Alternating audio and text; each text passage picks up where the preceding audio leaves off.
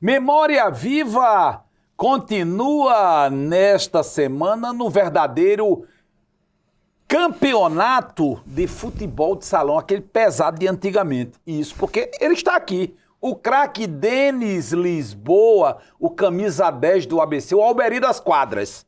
Apenas. Era o Alberi branco das quadras. Denis Lisboa, você... menino pobre da Cidade Alta, porque você é uma exceção. Na Cidade Alta só morava menino rico. Você já começou torto, né? Vai, constrói uma carreira de atleta, depois começa a treinar a gente no handebol, depois vai para o futebol de salão e se consagra como um grande jogador de futebol de salão. Vamos voltar, antes da gente falar do futebol de salão, a falar do handebol, de uma partida... Eu não vou nem dar detalhe. Quem vai contar a história é ele, que estava lá. Fale, José Dias. Ixi. Sobre Denis Fernandes de Lisboa, craque do futebol de salão, que foi também um ótimo jogador de handebol. Nós somos amigos da juventude, estudamos no Marista junto e fomos para a Escola Técnica Federal. Lá, Denis, com a exclusão do futebol de salão dos Jogos Brasileiros, e ele tendo um irmão que jogava muito bem handebol, chamado Fábio Luiz Fernando de Lisboa, ele enveredou pelo handebol. Fomos campeões pela Etiferne, e depois, quando paramos, fomos para a universidade, quando vem, assim, um primeiro fato marcante. Fomos jogar em Minas Gerais, nos Jogos Universitários Brasileiros, e o adversário era o time de Minas, que era um timaço que tinha um goleiro da seleção brasileira chamado Bacalhau. Eu era amigo de Bacalhau. O Denis, antes de começar o jogo, chegou para mim e disse: Zé Dias, esse Bacalhau pode ser o melhor goleiro do Brasil. Agora ele não vai pegar uma bola minha hoje. Resultado, ele fez 7 gols na partida, chutou bola na trave e bola para fora. Bacalhau não pegou nenhuma bola dele. Depois de sermos atletas dos Jogos Universitários, fomos convidados para treinar a Seleção Brasileira Universitária Feminina, que era comandada até então por Ferdinando Teixeira. Era um desafio muito grande. E Denis me chamou, eu fui com ele, o ambiente foi o melhor possível, e fomos para Recife para os Jogos. O Rio Grande do Norte foi muito bem nos Jogos. Mas teve um fato, que aí é uma polêmica para vocês, que marcou muita gente. A gente disputando uma semifinal, acho que contra Pernambuco, terminou o primeiro tempo, ele reuniu o time e foi dar as instruções. Uma prancheta na mão, falando para as atletas, a excelente atleta Ana Leiros, que era temperamental, se levanta e bate na prancheta, derrubando a prancheta. Eu queria perguntar a Denis aqui, afetou a equipe, Denis, emocionalmente aquele gesto? É bom registrar também que Denis foi um dos precursores de um handebol moderno no Maristela e no Marista. No Maristela, com destaque para Andrews com destaque para James e Muso, e depois no Marista com destaque para James e Sérgio Fraiman. Fica aqui meu abraço e foi bom participar do programa. Um abraço. Rapaz, Zé Dias deu um tivuco em você, viu? Zé Dias foi aquele meu colega do Marista que a gente amava, né? Todo menino pequeno tem aquele coleguinha que... E no meu período todinho do Marista, a gente... Aí eu quis o destino que lá na frente a gente se encontrasse de novo, já na Etiferne. E aí... É verdade que Zé Dias foi um grande goleiro de futebol de salão? Rapaz, eu considero... De handebol, né? Handebol. Eu considero Zé Dias o maior goleiro de handebol que teve nesse estado até hoje. Eu considero. E olha que eu tive grandes goleiros. Bacalhau, então, estava ocupando indevidamente a vaga de goleiro. Não, teve um treinamento. Porque você fez 7 e deu 7 em Bacalhau e Zé Dias fechava o gol. Fechava o gol. Zé Dias teve um treinamento da Seleção Brasileira aqui no Rio Grande do Norte, um período, e ele treinou pela Seleção Brasileira. Era um cara... Ele tinha um passe muito bom, era muito corajoso, porque handebol o goleiro tem que ser muito corajoso. Porque o cara vem de lá com a bola, você tem que abrir os braços, Eu perna. soube que foi nesse jogo aí que a seleção brasileira perdeu pra vocês, foi? Teve uma história dessa Não. aqui? De um campeonato que o time veio jogar, botaram um time amador aqui, os cabas deram um cambão na seleção brasileira. E como foi essa história de Bacalhau? Pra você ignorou o Bacalhau, rapaz? Essa história foi muito interessante porque não só essa de Bacalhau, desses jogos, porque nesse jogo com Minas, Sim. nós tínhamos o Horto Martins, não sei se você conheceu, o Gordão, que era o nosso técnico. Professor Horton, né? Foi o Horto, nosso técnico. E o Horto começou a dar preleção para esse jogo, aí Zé Dias pediu a palavra. Pessoal, eu queria dar a minha opinião. Aí, o que é, Zé? Na frente de todo mundo lá na preleção.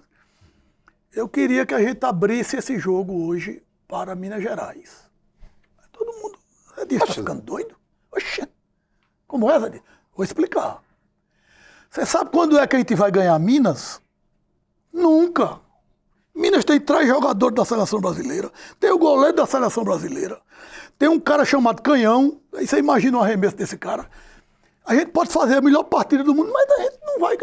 Amanhã a gente tem um jogo contra o Amazonas, as 2 equipes niveladas, e a gente descansado amanhã contra o Maranhão, contra o Amazonas, a gente tem chance de classificar. Se a gente fosse estourar hoje contra Minas, amanhã... Não, confusão, porra nenhuma. E nós fizemos esse grande jogo contra Minas. Quer dizer, não ouviram Zé Dias? Não ouvimos Zé Dias. Grande jogo, eu fiz esses gols, tudo, aquela coisa. Finalzinho, aconteceu o quê? Minas ganhou por 2 gols de diferença. Os cabos de Minas, porra, bicho. Bacalhau, poxa, Pontinha, você mete bola. Eu digo, valeu. Aí no outro dia, tome peia do Amazonas e tudo andando dentro de quadro, tudo morto.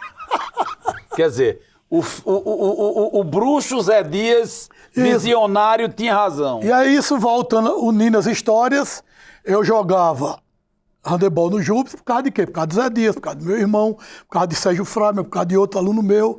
Então, a minha turma mesmo, sabe, eu ia por causa da Pra turma. se divertir, era a sua Para turma. me divertir. Pronto, a palavra é essa. Jogar por É que prazer. tinham 18 estados participando, o Granota era o 14º, 15º. Tava nem aí. Tava preocupado de ser campeão brasileiro. Eu queria Quer dizer, tá por lá. isso que a provocação de Gileno dizer Isso. assim, você perdeu de ser tricampeão. Foi. Mas ele talvez não tenha tido a diversão nem a alegria que você teve. Com certeza. E as lembranças que a gente guarda desse povo até hoje. Né? E esse episódio com a explosiva Ana Leiros.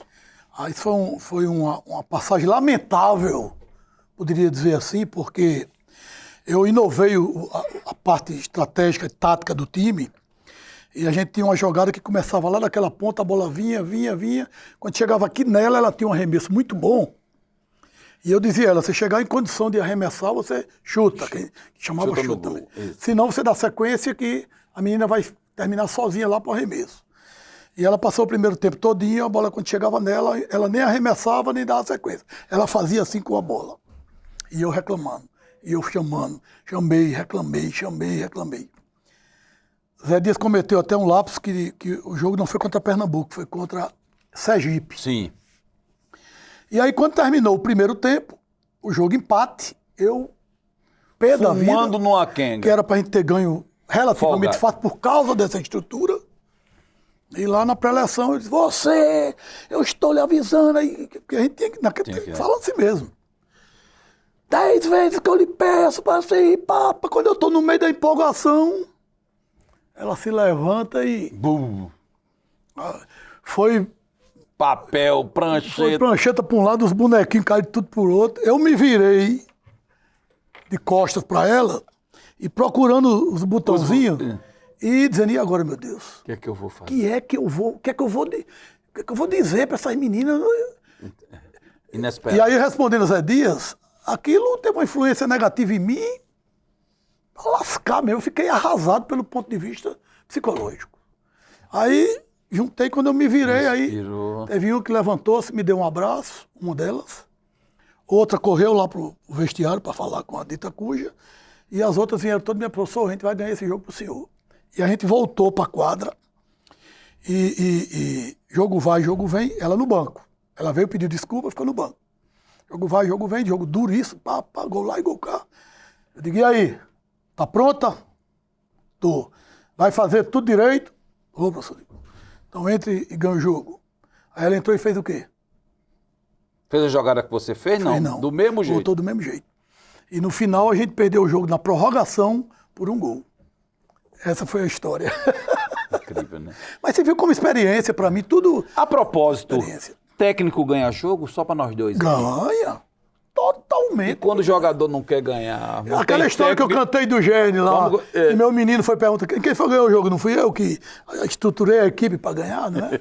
Com certeza ganha. O técnico, ele tem que ser um psicólogo, não só um profundo, tem que ter uma leitura muito grande do jogo, do que está acontecendo no jogo, para fazer as mudanças táticas e para definir o jogo. Tem que conhecer bem o adversário. O técnico eu considero o técnico em qualquer modalidade uma figura, posso dizer assim, talvez até mais de 50%, na minha visão. Denis, apesar de ser conhecido como um grande jogador de futebol de salão, né, você é muito mais respeitado como um profissional técnico, né, muito mais sentado no banco, apesar de, dentro da quadra, como jogador, você ser imbatível, conhecido, né? A torcida lhe conhece, lhe respeita. As pessoas lhe reconhecem na rua pelo seu trabalho como jogador de futebol de salão. Agora, talvez o trabalho e a grande contribuição que você deu para o esporte, as pessoas leigas não consigam ver que é essa, né? Como disse José Dias, que jogou futebol, jogou handebol com você, foi goleiro, tem uma visão técnica, que o leigo, como eu, não tenho. Sim. Quer dizer, você criou um jeito novo de jogar handebol aqui. O que é que a gente pode dizer que havia um técnico de voleibol aqui chamado Breno Relabucho, que dizia, rapaz, se o menino for grande... eu aprendi uma lição no Marista, no Banespa, em São Paulo, que dizia o seguinte, lá tem uma faixa vermelha, eu morei em São Paulo, vi isso. Sim. Se o menino for maior do que aquela faixa vermelha, ele diz, o menino tá dentro.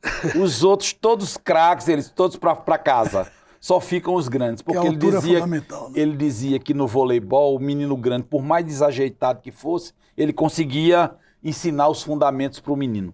No handebol, isso também vale, quer dizer, é preciso ser forte, é preciso ter o quê? Atitude, porque a técnica você ensina, ou no handebol, do jeito que a gente olha aqui e não entende, o sujeito precisa ser menino para correr, para jogar, para fazer aquilo que a gente fazia quando era criança, jogar pedra, sair correndo. O handebol é um esporte que ele exige muito do atleta, não é? Não é um jogo fácil de aprender, porque você tem que aprender, tem que ter muita coordenação motora para coordenar as passadas com o trabalho de arremesso, de passe.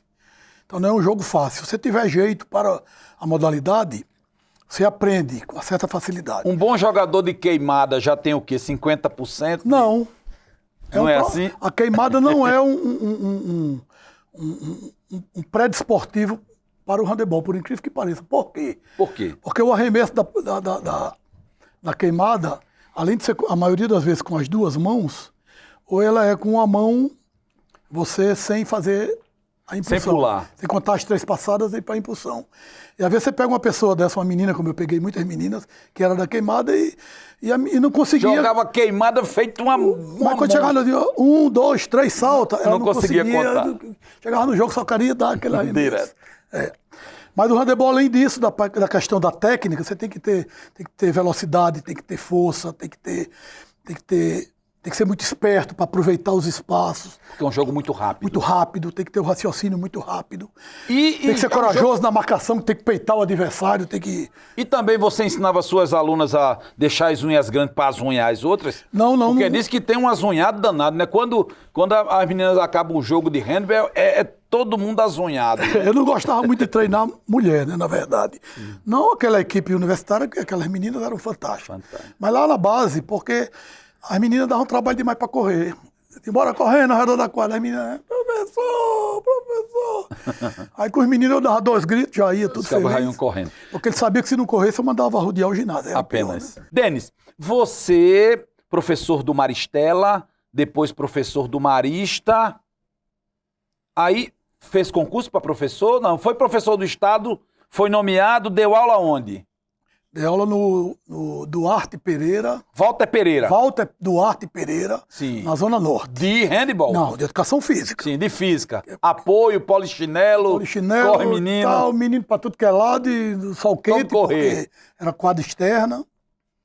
E logo depois eu fui chamado para ir para a CODESP, que é antigo DED, Sim, o para DED. trabalhar na equipe técnica da secretaria, para organizar gernes, seleções de jogos escolares brasileiros e tal. Mas você teve uma atuação também como professor de educação física do IFRN. Da Não, ETFERN. aí nesse período, depois de muitos anos que eu estava no Estado, aí eu fiz... No Estado você continuou lá no Marista, no Maristela? Não, parou. Eu ainda estava no Se dividiu. Marista já tinha saído, mas estava Sim. no Maristela ainda. Sim. Que é a escola do seu coração, né? É, foi ali, a minha vida foi ali, Tá. profissional. E aí você tá na CODESP, que é, vamos dizer, Era o DED, era antigamente era CBD, era Era. você virou cartola. Aí quando eu estava aí, eu fiz o concurso para a ETFERN, Sim, que na época era o Cefet já. isso.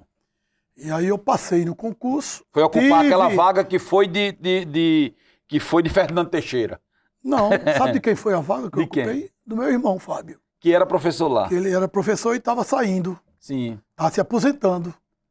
E eu tive que... Aí eu fui praticamente assumir. Mas Tu acha eu não entrei no lugar de Fábio, não. Eu passei no concurso. Tu acha que foi mais professor do que Fábio? Rapaz, Fábio foi... No handebol ele foi espetacular.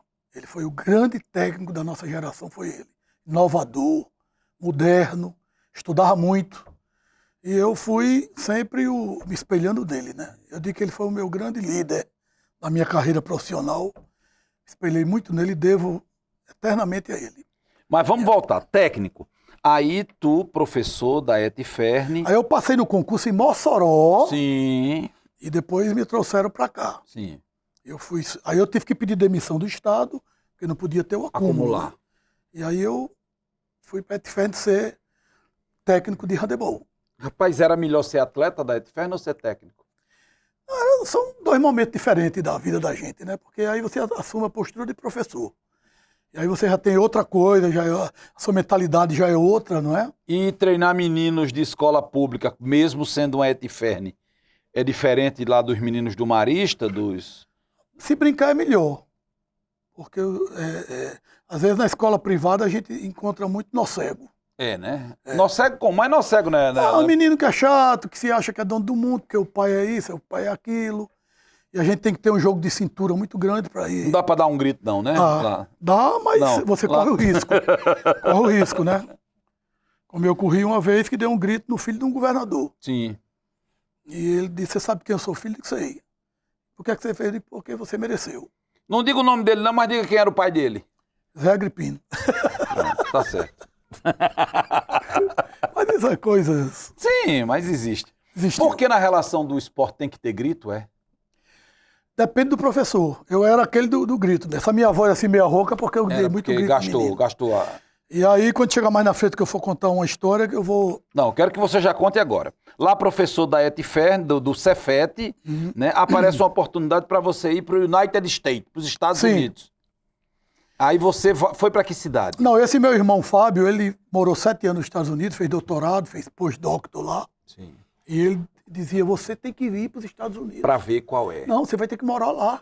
Você vai ter que ir fazer mestrado, doutorado. Eu estava já separado na época, né? Da primeira mulher. E você tem que ir. Eu digo, rapaz, eu não sei falar inglês. Eu vou dar um jeito. Aí ele estava vindo já, mas aí ele conseguiu, disse, olha, eu tenho um irmão lá em Natal, que o cara é o cão com a bola nos pés. E naquela época, 2002, eu acho que o Brasil tinha sido campeão da Copa do Mundo de Futebol, Ronaldinho e tal, e Isso. o americano estava... Louco. Onde tinha um brasileiro, ele queria pegar para ensinar o jeito brasileiro de jogar. E ele fez a minha propaganda lá. Tem um cara, meu irmão, cara no futebol, não era no futebol, era no futebol de salão, mas ele... Aí esse cara lá dessa cidade, próximo a que ele morou, disse, Traga. traga. Aí ele disse, olha, ele só pode passar 3 meses. Que eu disse, Fábio, eu só posso passar 3 meses, senão eu ia perder meus empregos aqui. Era. Vá ver se você gosta, aprende inglês, se der tudo certo, você faz o mestrado. Aí eu fui. Fui com a cara e a coragem. Já Que tinha cidade era? Newark, o estado era Ohio, a capital é Columbus, e Newark, a cidadezinha próxima, como se fosse Natal, Columbus, e Newark era Ceará-Mirim, Sim. muito próximo. E aí, primeiramente, eu trabalhei 2 semanas numa colônia de férias, que era de um brasileiro, para aprender os termos. Isso.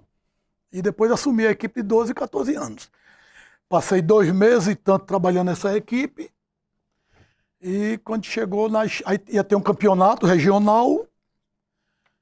E eu não pude participar, eu só ia participar do primeiro jogo porque eu vim embora. Sim. E ele disse, olha, você não pode ir para o banco porque você não é inscrito na Federação Sim. Americana. E lá não tem arrumadinho.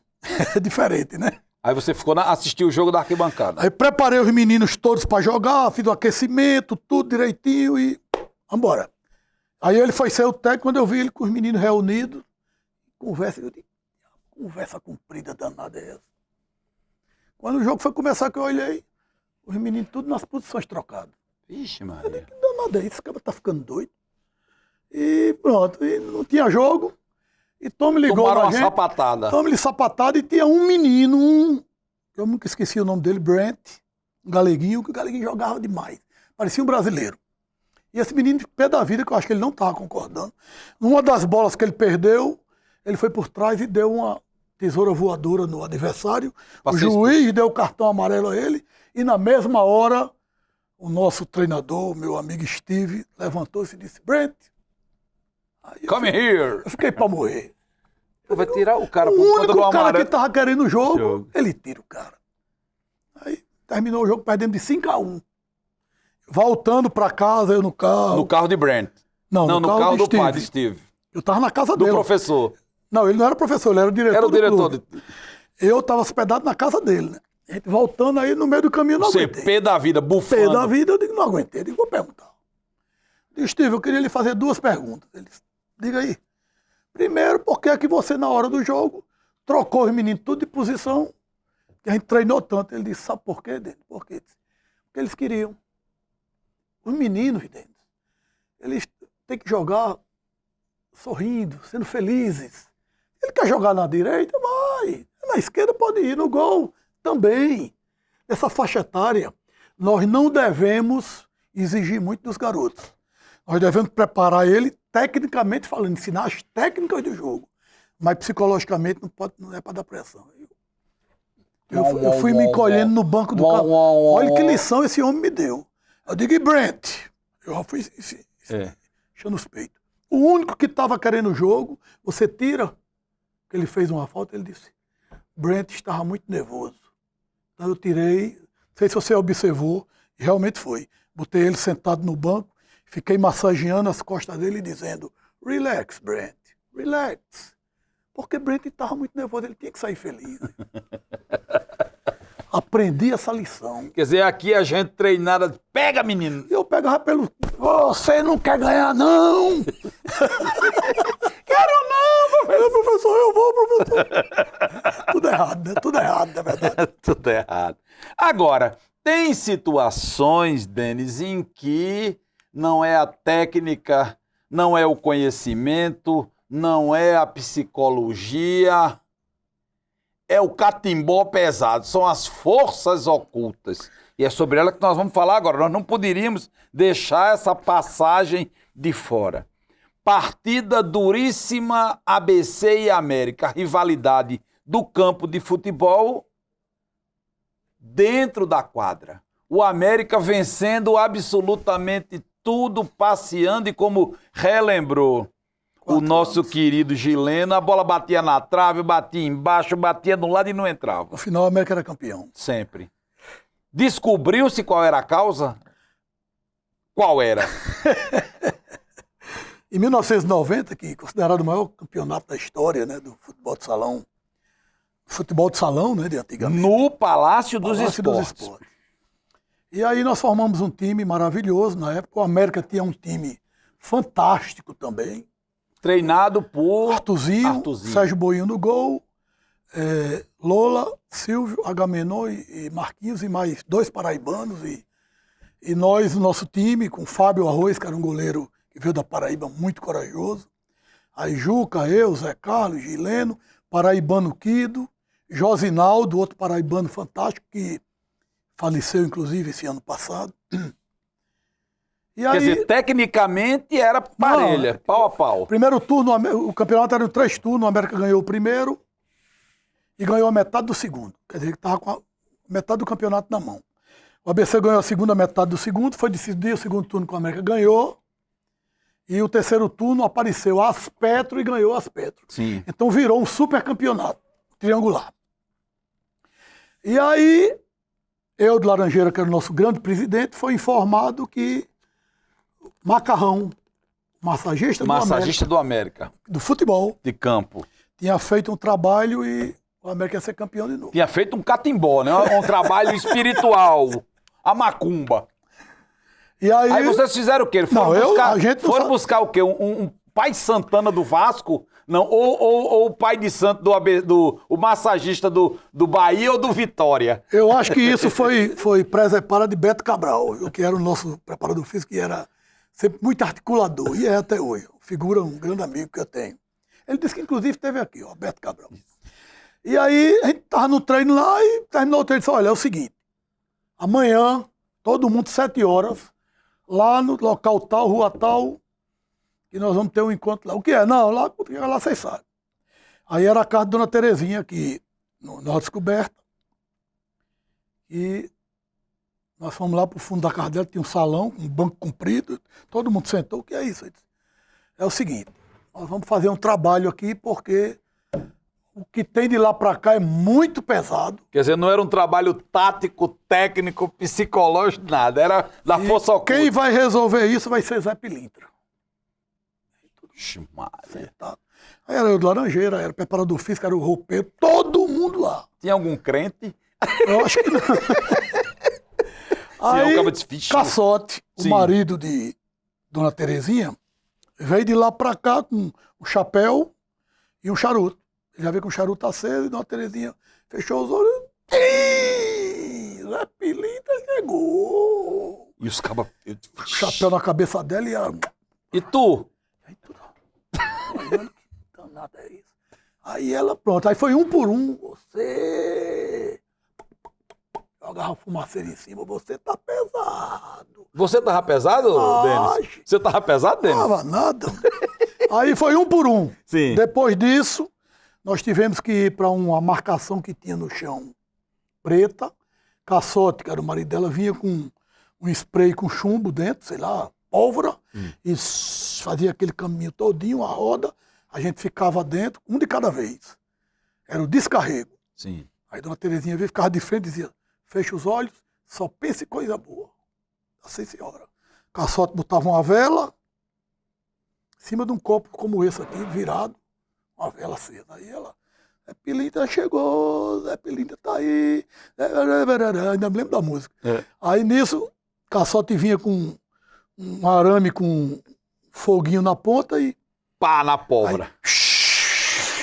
Subia. Quando o salão ficava todo cheio de fumaça, é porque o cabo estava carregado. Quando a fumaça saía, é porque não estava tão carregado. Então o salão ficou apipado. Para alguns sim, não, porque Sim. foi todo mundo, um a um. Pra tu, tava pesado? Tava pesado. Bicho, fumaça que não tinha muito segurado. E daí foi quando surgiu a história que a gente tinha que pular as 7 ondas Sim. no dia do jogo, 7 horas da manhã lá na Praia dos Artistas. Nem podia ser 6 nem 8. Era 7. Pulou as 7, tinha que sair na carreira. Não podia quebrar o encanto, nem podia faltar ninguém. E a gente vestiu a camisa disso, realmente. E a mironga. O que era essa mironga, rapaz? Era Jacuba de Albano, não era... Antes disso aí, teve um jogo do ABC contra o América, no campeonato, que Sim. o ex-presidente do ABC, da farmácia, Paiva Torres. Paiva Torres, meu grande amigo. Paiva, não fica com raiva de mim não, Paiva. Paiva chegou para mim no intervalo e disse, tem um negocinho aqui para você botar na trave. Que é? Aí era um vidrinho com a vaselinazinha. Pra eu botar na Trava adversária. trave de boinha, para a boinha, quando for pro gol, escorregar. Sim. Eu digo, Paiva, pede um reserva para fazer isso, porque se me pegarem fazendo isso, vou ser expulso. E aí coube a Damião, o goleiro reserva. Quando começou o jogo, a primeira perna, na hora que Boinho foi, a perna dele só faltou bater no teto do ginásio, né? E criou essa confusão que Beto Cabral, que levou a culpa inocentemente de que botou o óleo. E essa história ficou. E essa mironga, voltando, era um líquido Sim. que ia limpar... Tinha cheiro, tinha o quê? Nada. Eu acho que era essa água aqui do copo. Sim. Não... Isso é a mironga, viu? Essa aqui se É brincar a tonga da mironga, viu? A nossa roupa do jogo foi lavada da final. Sim. Com a mironga, ela deixada em Terezinha. Na hora do jogo, a gente, antes de vestir a roupa, tinha que se banhar Tomar um banho. com a água da mironga, para poder tirar todos o negativo e o pesado. O massagista xiringava no tênis de cada um antes de entrar em quadra. E o grande tchan, para fechar o trabalho, Era o quê?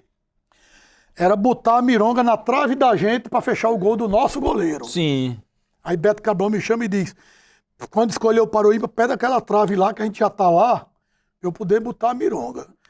Tá bom, eu era o capitão, na hora do Paroímpa, eu ganhei o Paroímpa e digo, rapaz, quero a bola. Oxente. Eu era para escolher o Mas o combinado não era o campo, rapaz? Era, mas era... Eu tinha esse negócio comigo. Aí Silvio... Quer dizer, você era daquele que ganhasse... Tem pegou a bola e ia ganhar o jogo. Você pegava logo a Porque eu bola. achava que a bola a gente já tinha condição de fazer um gol. Aí Silvio, que era o capitão do América, disse, então pra gente não mexer nos bancos, vamos só virar os times Sim. dentro da quadra. E aí nosso goleiro que estava ali... Veio pro outro lado, foi pro outro lado. Aí o que aconteceu? E a mironga? Berto Cabral do outro lado. Não botou a mironga lá, ele tinha que botar lá, né? Lá na outra. Aí ele partiu Deu com um essa pico. mironga na mão pelo meio da quadra, de calçadinho, com a minha irmã comprida. Quando ele começou a botar a mironga, Geraldo saiu de lá, que era o preparador físico do América. Pegou aqui no braço dele, do América não, das Petro. Sim. Pegou no braço dele e ficou os dois, e aqui você não bota óleo, não. Aí ele, não é óleo, não, não é. Lá vem o juiz, era Manuel Galinha, que veio do Ceará. Sim. E aí Beto Cabral deu um cotovelo em Geraldo e pá, jogou. meteu a mironga e lá vem Manuel Galinha. O que é isso, Geraldo? Ele tá botando óleo pro nosso goleiro escorregar aí. Aí Beto Cabral disse, não é óleo não. Você acha que eu vou botar óleo pro meu goleiro escorregar? Aí Manuel Galinha disse, é o quê? Isso é um líquido para não escorregar. Ganhamos o jogo de 3-1. Rapaz, foi a mironga que foi diferente. Eu acho que foi o conjunto da obra. A munganga. Vocês levinhos. Denis, você foi jogador, foi professor, deu aula na Etfern, na Cefet, e depois você fez uma carreira como professor universitário. Você foi para a UNP, lá você foi o quê? Ser técnico, ser treinador? Você foi fazer o que lá? Não. Toda aquela minha parte esportiva... Já tinha parado de jogar. Como atleta e como técnico, eu já tinha praticamente encerrado. Tinha virado executivo. Já tinha minha história toda feita. Você já era cartola. Mais ou menos, né?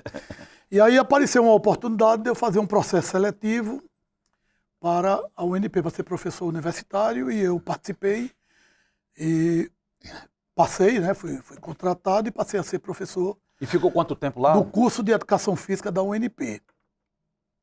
E aí eu fiquei lá durante 9 anos e foi nesse período também que eu tive a oportunidade de fazer um mestrado em administração profissional. Foi um desafio muito grande, porque era um curso que pegava vários profissionais de várias áreas. Sim.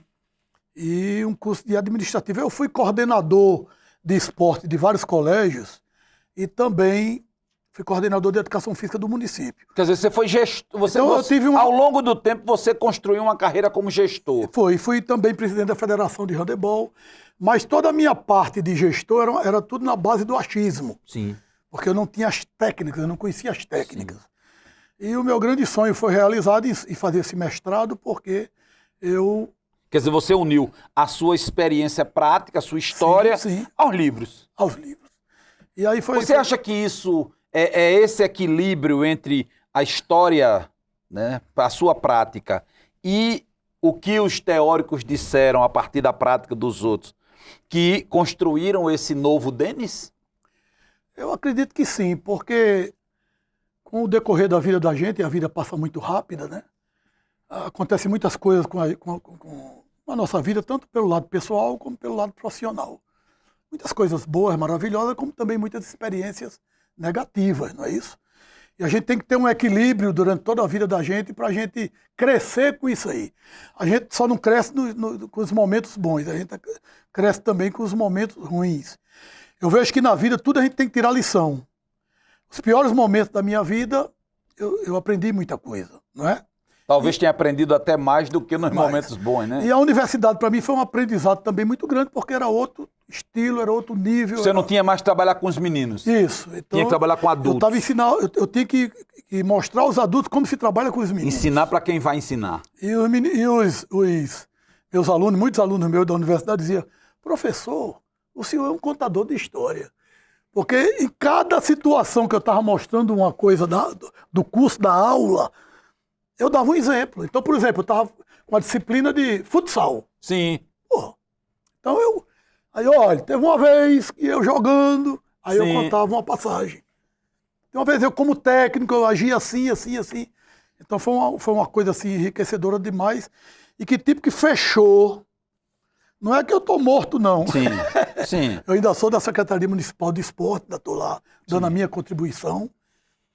Mas coroou assim, essa trajetória. Toda a minha trajetória, e eu sou um homem hoje que eu posso dizer que sou realizado, tanto familiarmente como profissionalmente falando, né? Hoje eu tenho meus 3 filhos, tudo formado. Peraí, não vamos falar de filho ainda não. Não, né? Não, vamos falar da sua história ainda. E tem um sujeito aí que é um pesquisador, filho de uma lenda viva do rádio, que estuda essas histórias de esporte, de futebol, e está nos dando o prazer de participar do programa com a gente.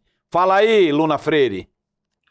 Meu caro Denis Lisboa, gostaria de dizer da minha satisfação de poder participar deste programa, Memória Viva, que conta a sua história. Indiscutivelmente, Denis, você é uma das maiores produções esportivas desta terra de Poti. Com a sua habilidade, um exímio jogador de handebol, e que depois enveredou pelas quadras do futebol de salão na chamada Era de Ouro, do nosso esporte da bola pesada. Jogando pelo ABC, pelo Afurne, pelo Banderne, enfim. Mas e que certamente Ciro muito bem explorou, ou está explorando esse seu lado. Mas há também uma outra faceta sua, que é a da contação de histórias. Você é um exímio contador de histórias, e que ao longo de toda a sua carreira, como professor, como atleta, como participante também dos antigos blocos carnavalescos de Natal. Então, sempre é uma satisfação a gente se reunir com você e ouvir as suas histórias. Você também é uma pessoa que se interessa pela memória, pela história, pelo passado. Então, eu lhe pergunto, Denis, não chegou a hora da gente materializar isso? Não chegou a hora de se colocar todas essas histórias que você tem toda essa habilidade de contar, e a gente transformar isso num livro? Pergunta de Enem, viu? Rapaz, Colberg Luna Freire, filho de Mirossa em Ferreira Lima. Plantão esportivo como meu pai, Horácio Pedrosa. Colberg é desses caras que ele é 100%. Eu não conheço ninguém que diga uma vírgula de Colberg. Ele é unanimidade. E é uma pessoa que eu tenho o maior respeito do mundo. É um cara que é estudioso. Eu tive a honra de trabalhar com ele, entre aspas, agora em 2023, na elaboração do livro dos 60 anos do Palácio dos Esportes, que é lá pela secretaria, e eu fiz parte do grupo, que era ele, Jamilson Martins, Beto Cabral e José Carlos Oliveira. E foi uma oportunidade que eu tive de me aproximar mais, que eu sempre quis, mas a vida não deixa. Não juntou. E eu tive a oportunidade de conviver com o Colberg E é um cara que eu só tenho elogios a fazer a pessoa dele. E o livro? Pelo que ele é, pelo que ele representa, pela inteligência dele e pela ideia dele de registrar memórias e histórias. E esse convite já está aceito, né? Para mim será uma honra contar muito mais histórias do que a gente está conversando aqui hoje. E a gente transformar isso, Koubek, no livro. Pode contar comigo e vamos marcar essa reunião.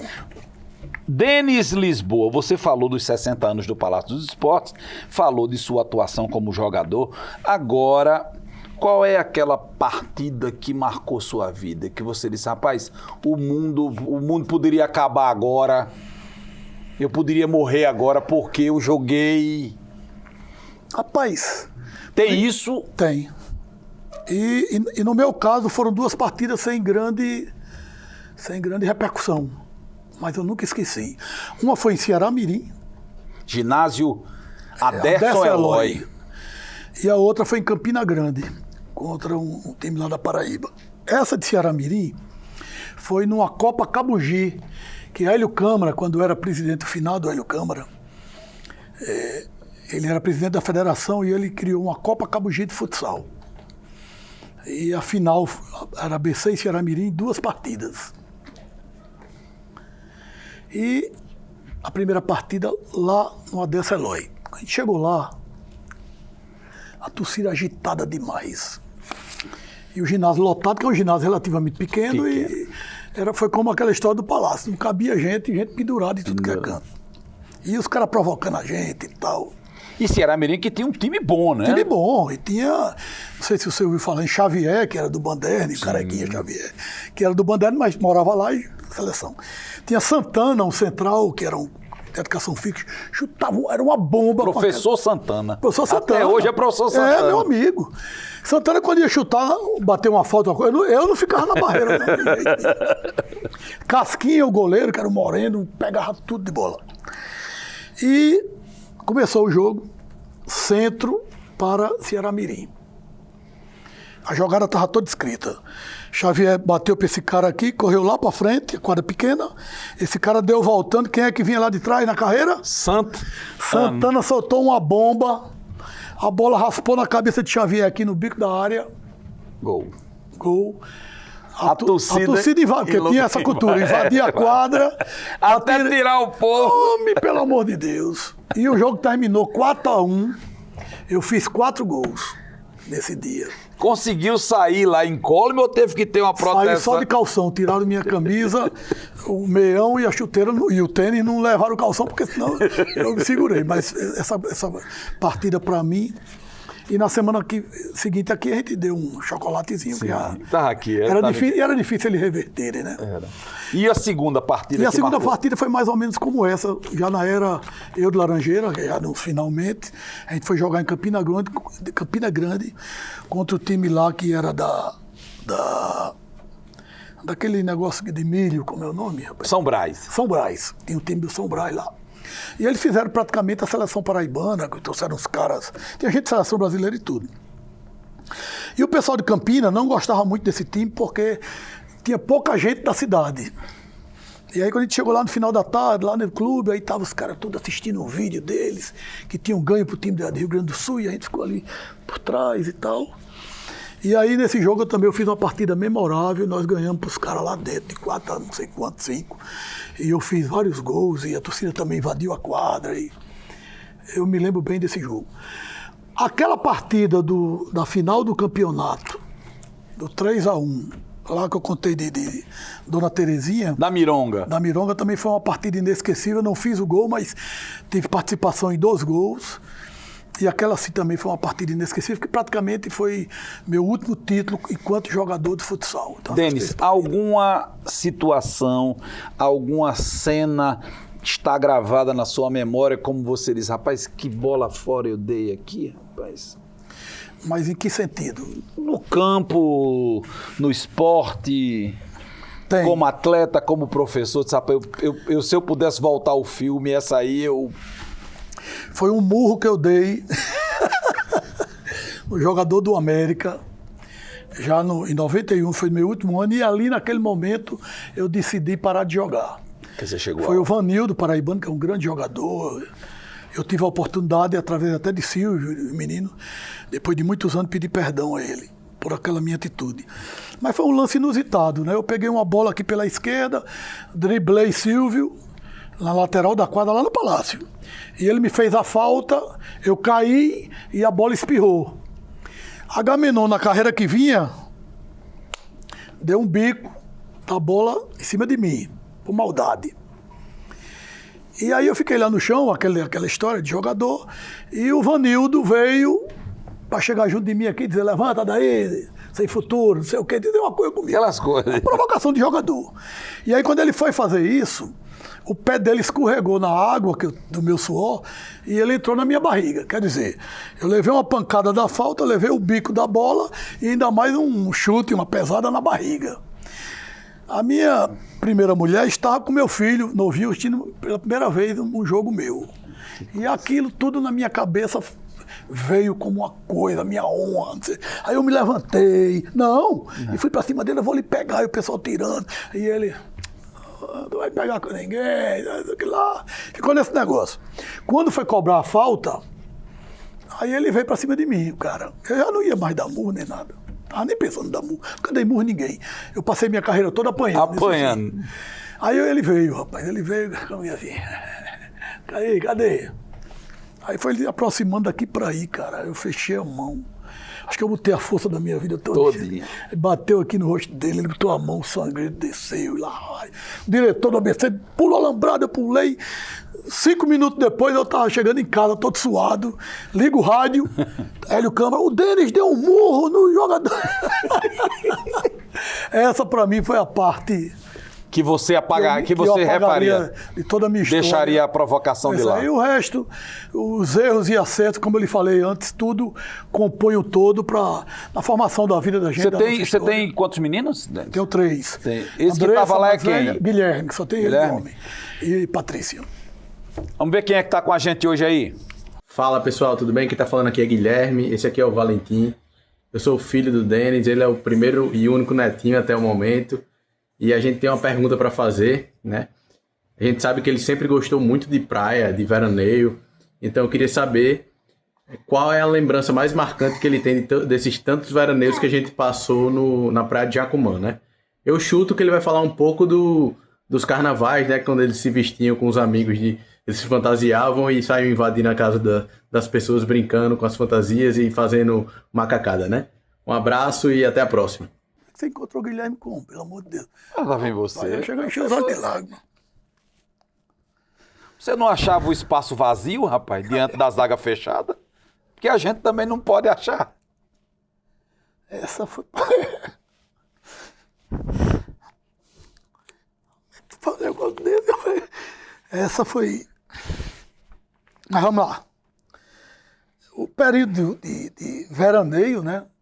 Importante na vida de todo mundo. Eu tinha um sonho de ter uma casa de praia por causa dos meninos. E os momentos que ele falou do carnaval foram tudo importantes, mas os momentos com ele, pescando, ensinando, correndo na beira da praia, jogando bola, esses foram os momentos mais marcantes para mim. Realmente, aquele período de veraneio foi marcado por essa história com eles, meus pequenos. E você vai ficar me devendo essa que você fez comigo. A pergunta que não quer calar, Denis Fernandes Lisboa. Quando você se chamar saudade, quer ser lembrado como o homem que teve uma vida íntegra, que construiu uma família, uma pessoa que procura sempre dar bons exemplos, que teve uma história de vida construída a partir da minha mãe, que deu todos os exemplos para a gente e que mostrou, por ser uma grande mulher, que tudo que a gente conquistasse na vida tinha que ser com muito suor, muita luta e honestidade. E é isso que eu tenho pautado toda a minha vida, que passei para os meus filhos, vou passar para os meus netos e passo para quem está do meu lado. Então hoje eu sou uma pessoa que, não só hoje, né, eu procuro sempre dormir muito tranquilo com o meu travesseiro. E tenho orgulho de mim mesmo por ter construído uma família e uma vida que onde eu olho para trás e me orgulho de ter vivido. Eu que tenho orgulho de ter conversado com você, meu irmão. Muito obrigado. Craque, pegar na mão de um craque do handebol desse. Vou pegar aqui para virar craque do handebol também. Obrigado, muito obrigado pelo convite. Mais uma vez foi uma honra estar aqui. E feliz por ter podido, né, falar um pouco da minha história e que eu vou concluir com o livro de Koberg, se Deus quiser. Vai dar certo. Memória Viva conversou esta semana com um craque, viu? Na vida, na quadra, em tudo que ele faz. Denis Lisboa. Terça-feira, 21h, é o nosso encontro marcado na TVU Canal 5.1. Nós temos replay na quinta-feira, 3h da tarde, TVU Canal 5.1. Meio-dia, pingo da meio-dia, nós passamos na UERN TV em Mossoró. E 12h30 você me ouve na Rádio Universitária, FM Universitária 88,9.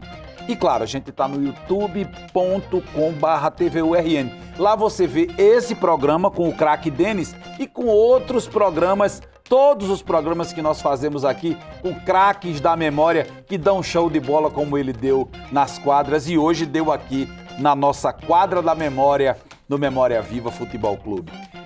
Semana que vem a gente tá de volta.